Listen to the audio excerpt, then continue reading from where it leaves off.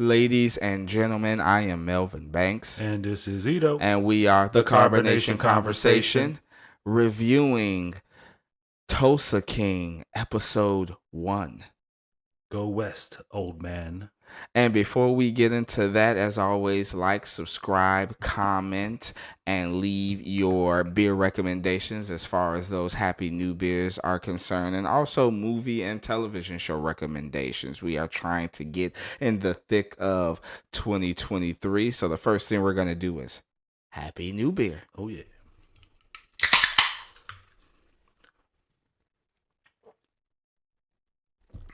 And I don't know about you. I think I do this every time we review a new season. Let's do a shout out to a hopefully a good season. Yada yada yada. There you go.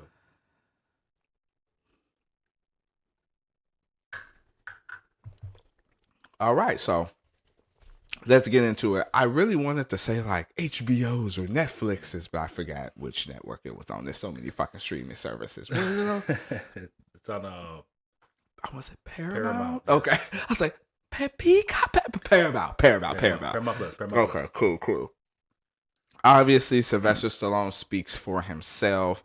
Highly talented actor, late 80s, early 90s, or at least for me in my childhood. I was born in 86.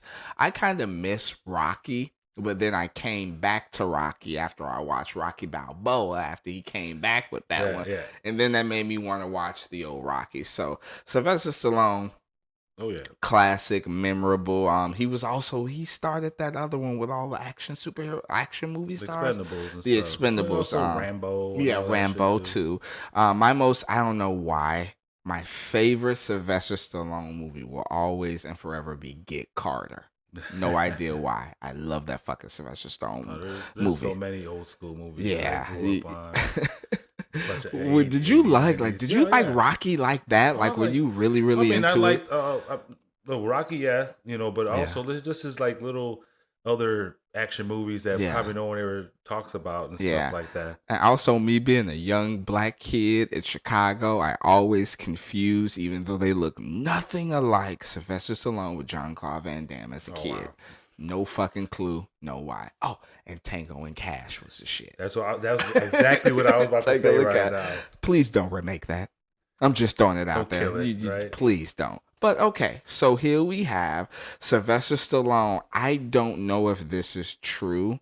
I'm possibly maybe mistaken, but I'm gonna say it anyway. I think is this his first television series he's ever been in? I don't know.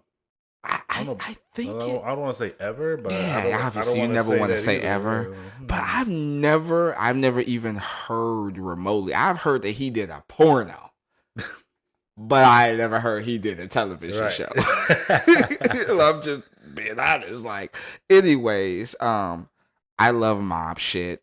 Ito definitely recommended. I think we talked about this during our wrap up of either House of the Dragons or it was Sandman. It was one of the wrap ups, and you did mention Tulsa King, and you did give the synopsis. So I'm gonna briefly give it again. A captain, I believe, of a mafia family or an associate of a mafia family. I don't know if he's a captain. So, anyways. I know they were calling capos, right? Yeah, I don't know if they call him a capo. Right. But yes, he is a high-ranking mafia figure who takes the blame for a murder and has to serve 25 years in jail.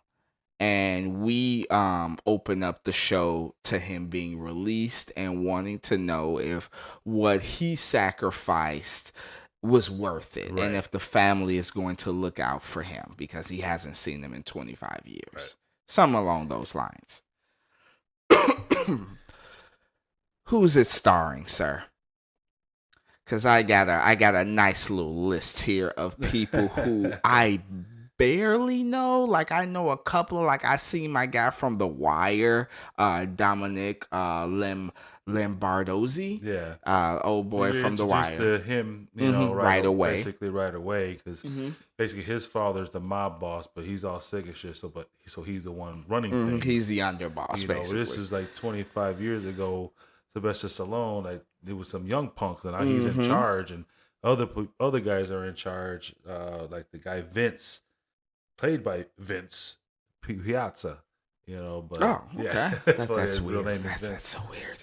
But yeah, he gets home. He finally gets to, I guess I don't want to say their hideout because obviously they're in plain sight. It's like a damn mansion or something. Yeah, basically. Yeah, because he's in the cab and the cab driver was supposed to take him somewhere and he keeps passing. And it's like, Stallone's character is like, what's going on? Oh, I was told to take you here. You know what I mean? And even when he's in the taxi, he's seen things. He's been away for 25 years, so he's looking. Right? Yeah, exactly. I was waiting to see like a group, on the corner, just all on their phones, and he's just like, "What the fuck is that?" But they did kind of make a phone joke ish, and that was the thing about this series. I didn't know if this was gonna be like a dark comedy series or if this was gonna be like a serious mob series.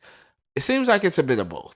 Yeah. At least from the first episode. Yeah. I don't know. But like you said, I do like when he goes to see, I don't know, mob family, his family. Even the mob boss is played by a guy, A.C. Peterson. I've seen him in a bunch of little stuff. He was a narc shooter and what thing, Shanghai Noon or something. Oh, I know exactly who you're talking about. I've seen him in quite a few things here. And like you said, when he gets in, at first he gets in and he thinks he's going to have a warm welcome.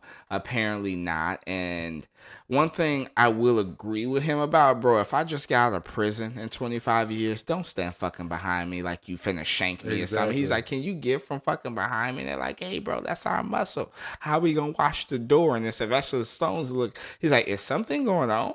Is everything okay? Because you guys are standing by the door. There's somebody behind me. I don't like fucking people behind me. He ends up punching the guy out. And basically, they're just like, hey, bro, we don't really have nothing for you here. Things have changed. I'm giving you an entire city. Move to Tulsa. Right. The ego on this boss. How the fuck you gonna give a city? Go ahead and move to Wisconsin. I'm giving you Wisconsin, bro. Take that and then take over and just don't forget to send us our piece. Exactly. And at first, he is a little bit taken aback, but I think he realized it's like, if I keep talking shit, I'm just gonna get killed. So you know what? I got you. I'm gonna move to Tulsa and I'm gonna show you guys how to run a business, basically, that I can do this, even though it seems like you guys are trying to get rid of me. What they say, time doesn't stop because you were in jail. Type shit. So we have him picking up and going to Tulsa. Where the fuck is Tulsa? Oklahoma. Oh, but first, another thing. Go ahead. I forgot. While he was going at him, Dwight was pissed off, and basically saying like, tells him how his wife divorced him and the daughter hasn't spoke to him in 18 years.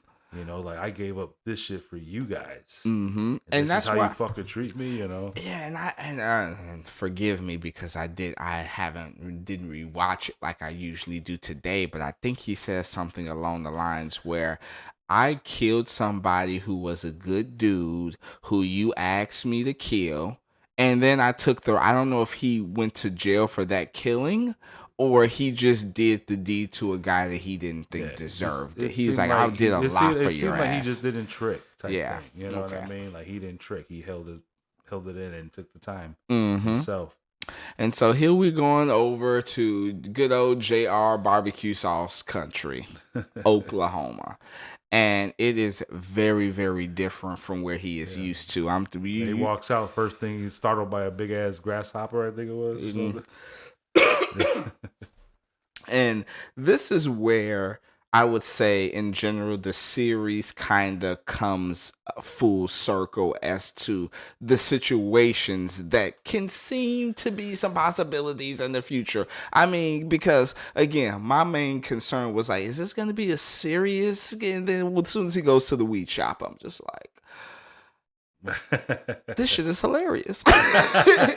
Like, he's in a cab, and then he gets a cab and we're introduced to Tyson.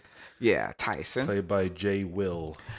His characters are so fucking hit and miss. I've seen him in a couple of things. He was in either Marvelous Mrs. Maisel and a show called Evil.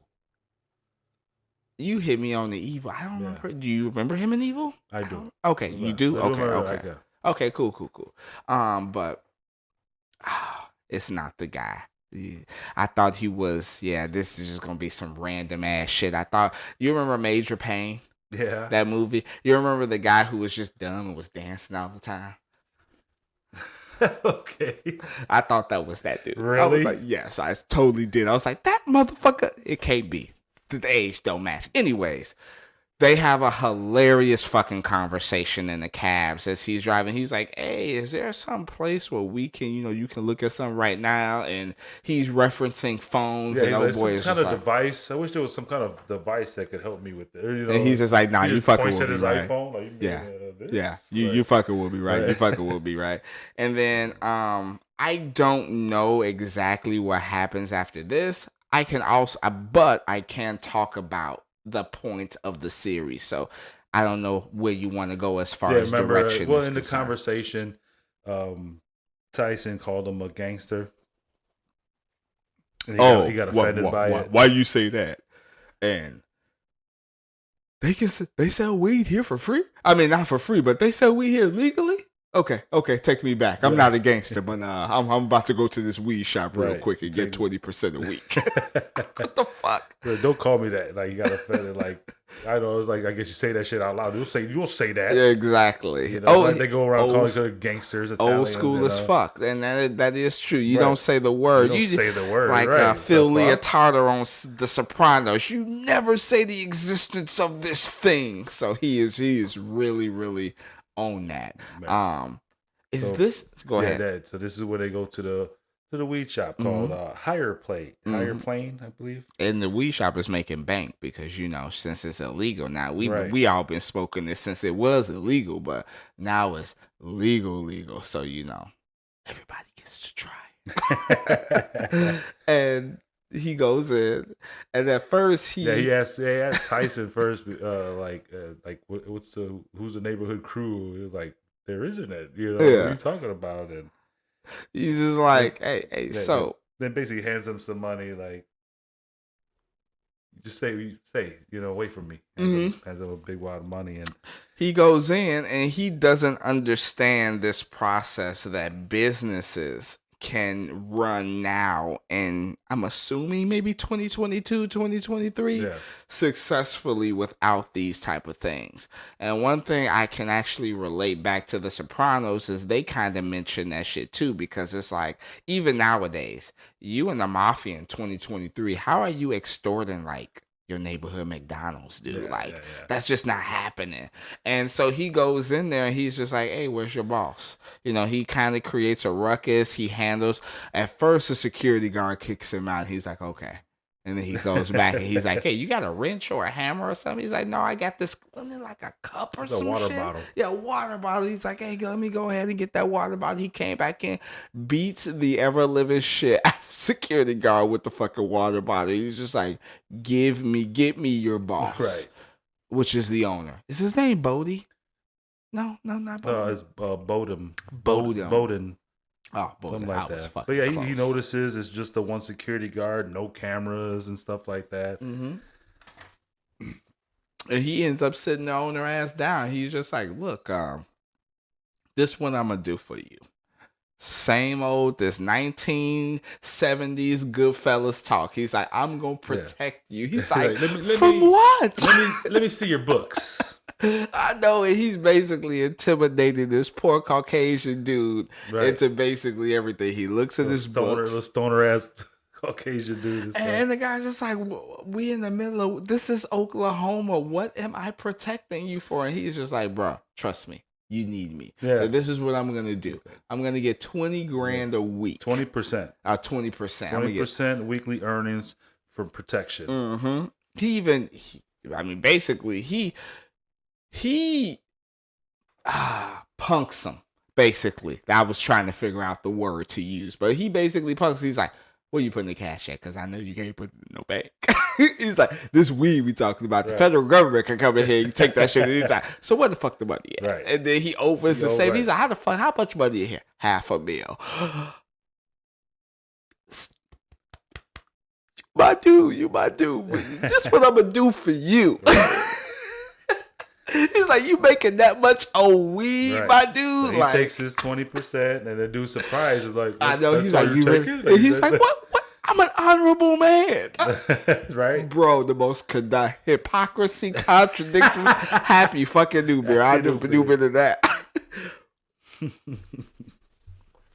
And so now, what's Sylvester Stallone's character's name? I want to ask you. What's his name? Dwight. Yeah. Dwight has his first operation going. Basically, he's established this. So he walks out. He gives Tyson $2,000. Like, you're gonna be my driver now. $2,000 a week. And go ahead and get this truck for me. Right, go get this link. I want a Lincoln Navigator. At the meantime, he goes. And again, this is me not following the timeline, so don't get mad at me and throw these papers in the background, Ito. Doesn't he go to a bar first? Doesn't he go to a bar after that while old boy is going to get the car? No, he goes to the motel. Okay. He gets dropped off at the old motel, and asks the receptionist for a cab, and she recommends Uber, and he's like, "What the fuck is that?" Yeah, can you do that for? He actually gives her a whole bunch of money. He's like, can you fucking do $300? Can you do the Uber for me? Here, can you pay the cabbie for me? Like, bitch, it's debit card, credit card, PayPal, maybe. But you don't know. A little bit of Venmo. But yeah, he goes off. He goes to a bar. Does he go to the bar? I thought he was at the bar twice in this episode. Well, probably, but I think the first time wasn't really. Was it really memorable? Was there something that happened? No. I just remember he going to the bar. I mean, they specifically concentrated on the bartender, who I do not know the name of, because when he goes back the second time, that's when he meets old girl. Yeah. So you're absolutely right. The first time he goes to the bar, it's kind of like the set precedent. He buys a round of drinks for like the people there and shit, and that's pretty much it. You're absolutely right about that. Okay, yeah, I guess I didn't write that part. Oh, yeah, because it wasn't memorable. Right. He's like, Melvin, but was it memorable? And I'm like, you know what? This happened, and this happened, and then this happened. You know what? It wasn't memorable at all. But go ahead. I got basically the next morning, Tyson picks him up, not in the Navigator. Says the dealership saw cash and referred to him as a crack dealer and threatened to call my cops. Boy came up like a scolded dog. He was, I wasn't able to get it. I tried. And as you know, so you can so we can recognize that Dwight is down for the cause. He goes back to the dealership and goes the fuck off. He walks in and just punches the owner in the face. Just walks up. Oh, I gotta help you, douche. Yeah, exactly. And he basically says, "Hey, not only did you not sell this to my associate, somebody who's working for me because you thought he was a drug dealer, I'm gonna give you this amount of money." Sorry, I didn't know what I was going to say there. This amount of money, and you are going to run the paperwork. Can I? And this is why I say it's comedy-ish, because it's like, can I do these things in real life? Right. Can I go to the marijuana shop on Ogden and can you just roll it and be like, hey, bro, hand the security. You got the security. Let me go back there. So this is more like, no, not in Chicago. No, we can't do that here. Maybe Kankakee. But if you do that. Hey, you know what? We go take the combination on the road. Let's say, but some place like Tulsa, they don't expect no shit like this. Exactly. Chicago, back in the day, was the high point of he hit gangsters. That boy so hard in his desk. He punched the shit out of him, and the old boy, his driver, he felt vindicated. Yeah, he was all cheesing and shit. Tyson was, and so he asks, I'm assuming. Correct me if I'm wrong, sir. Now we at the second bar scene, or did we go? Yeah, they end up, of course, leaving with a fully loaded SUV too. But they first drive to the mall and celebrate with some ice cream cones. Well, all right. Go ahead. I'm gonna take a beer. At this point, they return to the dispensary. Tyson goes in there and gives them a camera to put up. He's like, hey, this is for security, so nobody won't take your shit. And then we got our boy over there, Bondo. Yeah, Dwight gets some more info from him. He's like, where do you get the weed from? And he's like, I get the weed from this place. He's like, well, you know what? I need to talk to these motherfuckers because most of the weed that's coming in from the cartels. This Caucasian dude, he's like, what? He's like, I'm just buying weed. Right. He's like, hey, you don't know what could happen in the future. So then he also tells him he should start laundering his money as well. Oh yeah, you're absolutely right, because I think it's even now, right? Federally, state-wise, weed is legal. Federal, it's not. So technically, and I have heard this shit before, motherfucking federal government just every time they need a good $200,000, they just fucking raid a weed shop, take the fucking money, and they can do that. Yeah. That's what I've heard. I don't know if it's true or not. I've seen it in a show I watched. Oh, really? Oh, shit. Good shit. Show it was. Okay, but hell yeah. So apparently you watched it in the show. I heard it from hearsay. It's a thing. But anyways, he's just like, hey, bro, you need to launder money. And we may get into the thick of it there. Go ahead. What happens next? Because I'm just waiting on this bar scene. This is when he goes to the bar. I'm not even going to say anything you've been waiting for the fucking bar scene for the last 20 minutes. I know, right? Jesus 21 minutes and 5 seconds counting. But who's counting? 20 minutes ago, you were waiting for this bar scene. That's how bad it was. And, he's having a good time. He definitely does get to know the bartender, which I do not have his name on hand. Nope, I don't either. I didn't think him to be too relevant yet, but... Yes. Possibly in the future. After watching a couple more episodes. You son of a bitch. You know? I love these new mics. It's like you get them at a certain angle. It's like, you son of a bitch. Anyways, though, he does talk. The only thing I remember about the bartender was like, you bastard. Dude, that sounded pretty weird. Anyways, I try to sound like Peter Griffin. I know, man. You bastard. Wait till we put these fucking uncle and fucking children. Okay, do it. I'm gonna hit uncle. All right, go ahead. Go ahead. Oh, hey, stop that! What are you doing? Put that down. Put it down. Shush. Okay, I don't know how to turn this off. Maybe press it again. Nope.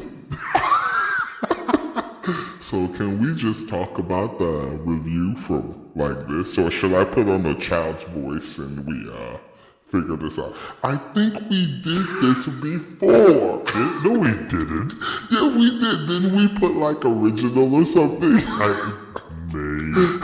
We will be right back. We're gonna have a conversation commercial.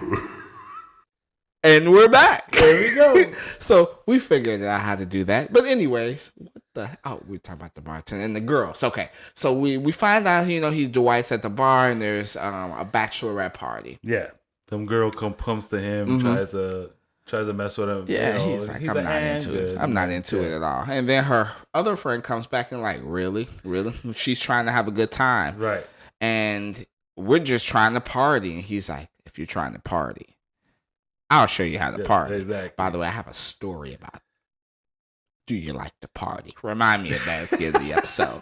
Anyways, he takes them to a fucking strip club. Yes. And they are getting it in. They're having a good time. At first, they seem a little hesitant, but, as soon as the shots come in, the girl dancing. They start getting on the stage, and the club owner's like, hey, what's up with your club? He gives them some money. Hey, let them have their fun. Yeah, exactly. Throw some money at the club owner. And not only that, he's also protecting the girls because some of the guys are thinking they're strippers and being on them, and he had to punch a fucking guy in the stomach real quick. But what seems to happen is he is interested, him and this girl the second chick who came up, and she's interested in him. Yeah. And they basically end up having sex. Her name is Stacy. Mm-hmm. She's her name is Andrea Savage. Yeah. And I remember her from Step Brothers.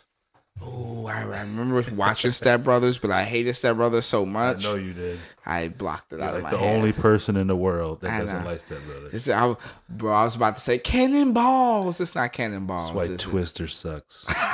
Did you know they're coming out with a Twister 2 called Twisters? Come on now, like...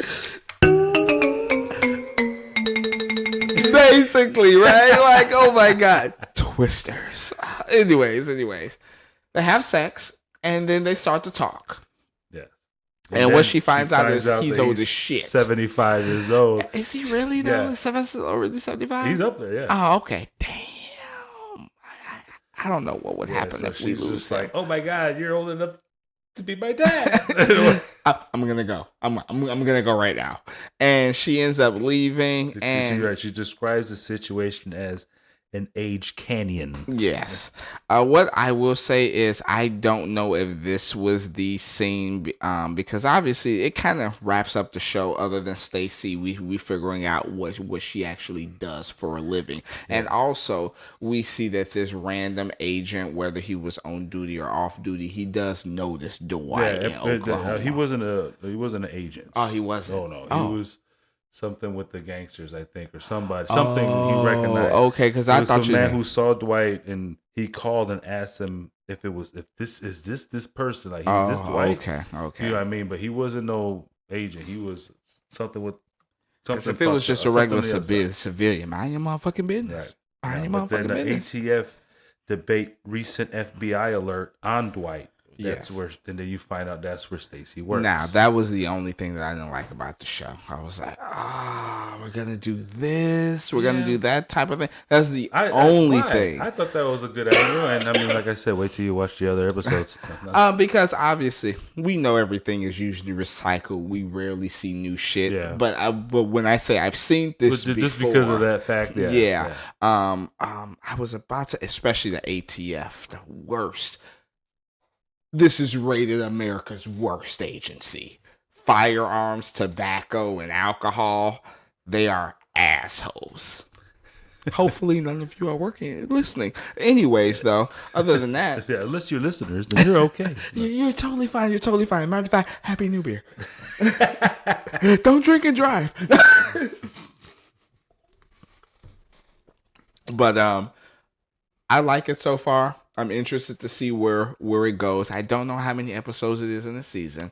I think it's 9. Oh wow, 9. Okay, and yeah, I'm definitely interested because I really want to see the balance of comedy and seriousness. I'm very, very interested to see that. And it's fucking Sylvester Stallone, man. Right. Like, I fucking love the guy. I can't say anything else about it. Other than that, you got anything? You a bitch. I was about to try to push it. Should I be applying to that? Yeah, no, I shouldn't do. I'm gonna hit the fail again. Well, all right. You failed. No. Ladies and gentlemen, I am Melvin Banks. And this is Ito. We are the Carbonation Conversation. Having a fucking time. I love this fucking soundboard. This is awesome. And if you like the music in the background, like the editing, which you will never hear again unless we do some bloopers, definitely take a look at Mo Beats 89's work on all platforms. And if you want to hit him up for any work directly, you just put an @Gmail at the end of that stuff. See, you can do it. See, I'm trying to be not less cursing. I usually say motherfucker or shit, but have a nice day, guys. I just fucked up. Wait. Don't drink and drive. Oh yeah, drink and drive.